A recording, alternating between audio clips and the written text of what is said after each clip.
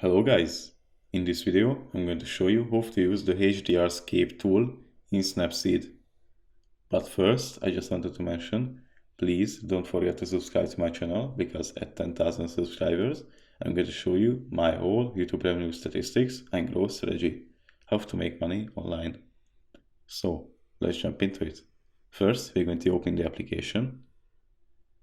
After that we need to select an image. So we are going to click on the plus icon. Then we are going to select our specific image. After that, we need to click on Tools and then HDR Scape. Here there are 4 filters like Nature, which will focus on the details of every natural things, like here on the picture, the flowers or the clouds.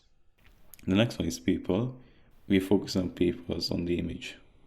Fine and Strong, we have changed the harshness of this filter.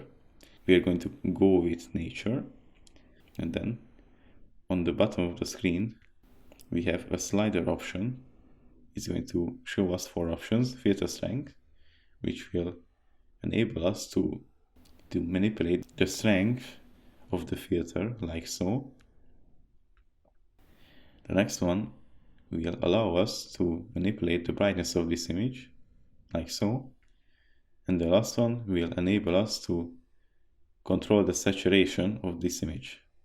If we want to compare it to the default image, we need to click on the top right corner like so. And if we are done editing our image, we can click on the check mark.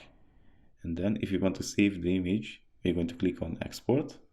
And it's going to show us 4 options. Share, which will share it to our friends on our preferred platform. Save, which will save the image. Export, which is almost the same as save. Export as is going to ask you to select a specific folder where you want to save it. We're going to click on Save.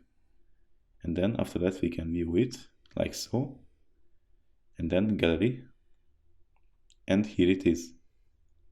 That's pretty much it for this video. I hope it was helpful for you. If it was, please consider subscribing and see you in the next one.